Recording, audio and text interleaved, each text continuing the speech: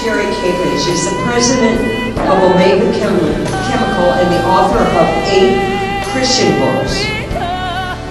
His life story has been made into a radio drama and heard in 37 countries by 3 million people.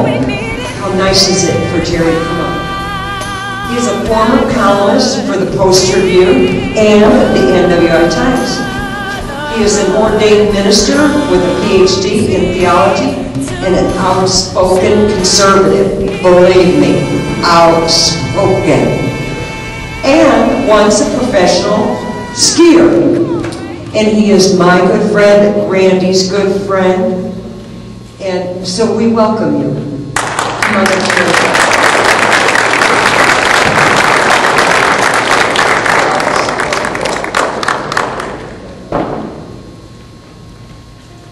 well, if there was one word that you're going to find out is correct there, it's the word outspoken.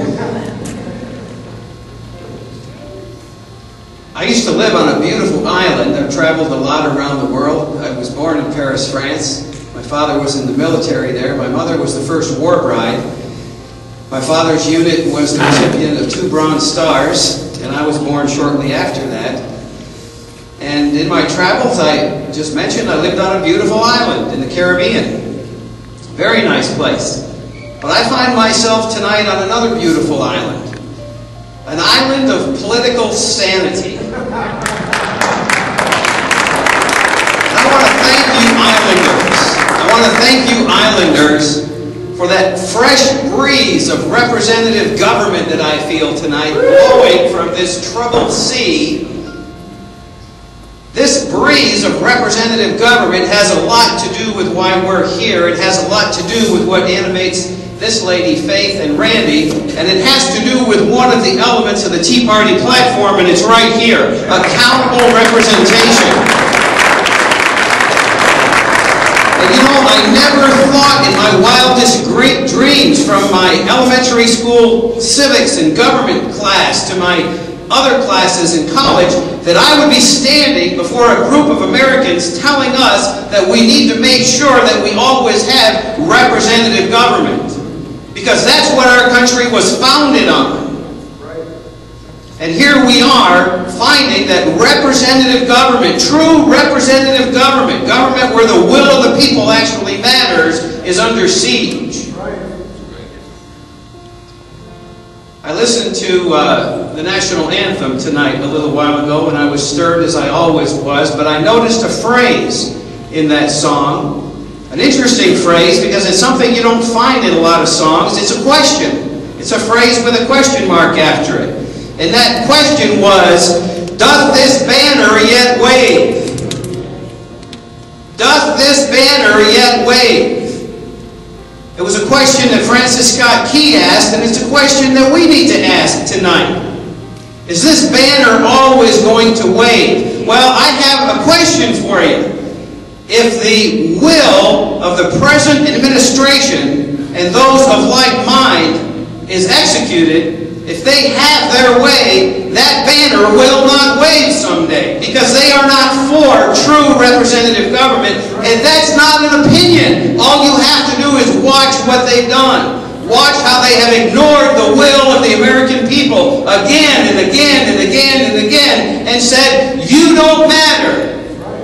They shoved health care down our throats, knowing that the majority of the people in this country were against it. I sat across the table from Pete Visklosky, and I said, Pete, you know the people of Northwest Indiana are against nationalized health care. Don't go back to Washington and vote it in. That's exactly what he did.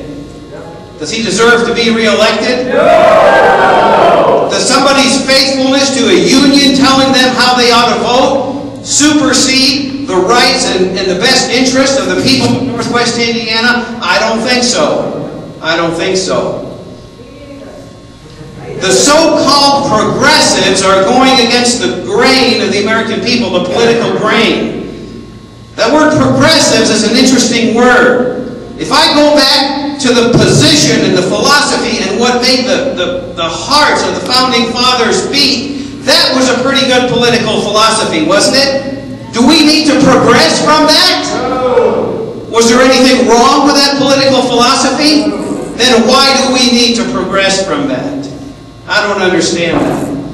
I don't understand an administration going against the will of the American people knowingly on health care, engaging in an apology tour, bowing to every foreign sovereign that'll come into the room, going against the will of the American people on the 9/11 mosque.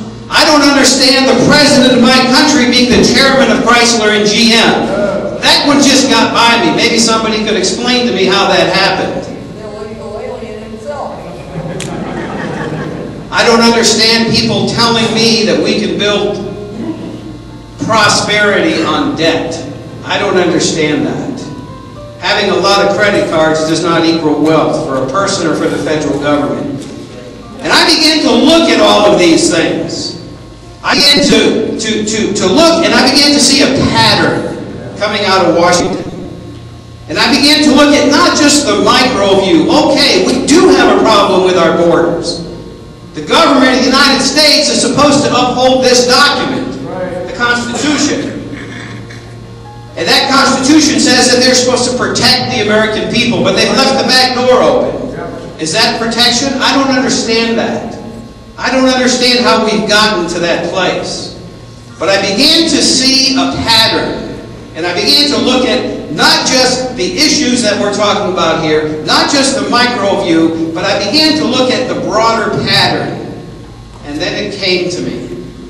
And then I began to understand what I had first heard about in the 1970s that was dismissed then and really eventually dismissed even by me as just a nutty conspiracy theory. I began to ask myself, what is it that could explain this nonsensical behavior of our federal government? What is it that could explain the federal government and the president and his cabinet ignoring the will of the American people again and again and again and again? What kind of mindset would create that pattern of behavior? What kind of worldview would a person have to say, leave the borders open? What kind of worldview would a person have to do things that you know are going to hurt the American dollar? What kind of government official would just continue to borrow and borrow and borrow and borrow until now we're borrowing to pay the interest on a debt and have no repayment plan? What is it going to mean if America defaults on its obligations? What's that going to mean to the dollar? What's that going to do to unemployment?